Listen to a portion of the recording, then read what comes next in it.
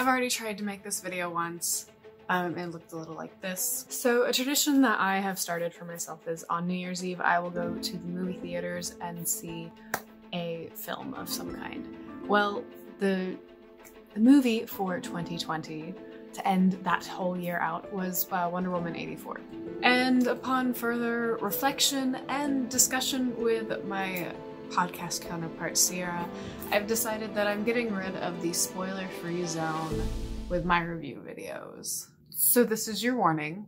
If you choose to continue watching this video, you have acknowledged the fact that you will be spoiled. So, Wonder Woman 84. It was not as strong of a piece as the first one. Now, the trailer gives away a bunch of things.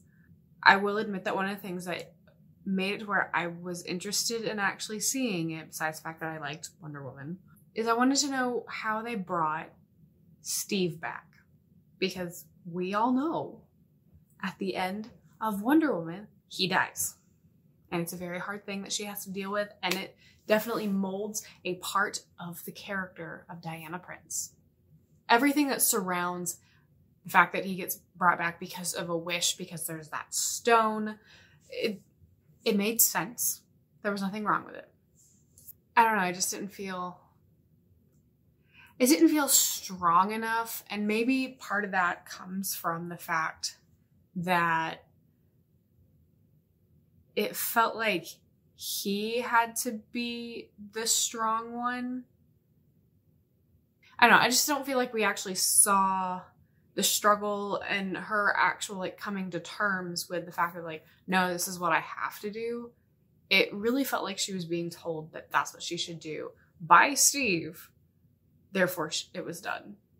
I feel like we were missing something there with connecting that specific thing. And then the first, I guess it's like 20 minutes of the film where we get to see little Diana going through some sort of trial. But I really, like the entire time that it's happening, I mean, it was enjoyable to watch, beautiful, whatever. I was very confused as to why we were watching it. What was the purpose of being there for that long before we actually got into being in 1984? The more you go through it, like by the end, you understand why we spent time there. But I think it would have been a smarter choice from a storytelling standpoint to make it as little flashbacks of the moments that specific instant, like that specific time in her life helped her make the decisions that she was having to make in the film. And then you have two like enemies, but not really two enemies. I mean, like I could tell that Cheetah was going to be a villain that was going to be a part of this film. However, I don't really feel like she was the villain that we should have gotten. Because all she does is make it so the other villain can, quote, do his thing, but then he actually has the redemption arc, which I don't know that the redemption arc was earned, where they had it so clearly laid out for Cheetah to have a redemption arc and to not be the villain that she is for Wonder Woman, because for those that may not know, Cheetah is like the villain. Like if you watch like Super Friends from the 70s, that's the villain for Wonder Woman that pops up over and over again. Like Lex Luthor is the villain for Superman. Like it's that kind of a thing.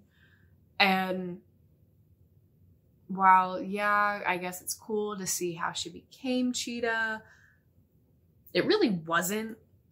I mean, Pedro Pascal's character, there's really nothing likable about him. Probably the most, quote, likable thing about him is he's doing all of, like, his motivation is to do it all for the benefit of his son. But I wanted to know, is that truly his motivation? Because I didn't get the sense that that was truly his motivation. Again, personal opinion. yeah, those are some of my thoughts. I mean, the performances were great. Those were, you know, enjoyable. But I don't know, I felt like the writing was a little bit weaker on this one, and the structure that they provided to the story, it was a little lacking in some areas. And so it's fine. I don't regret seeing it in the theater. It was just nice to, you know, be back in a movie theater after not being in one for so long. But yeah, that's what I got. If you have any thoughts on it, leave those in the comments below. If you have any recommendations for movies, books, or any other form of media that you think I should partake in, leave those in the comments below. But that's it for me. I will see you next video. Bye. Don't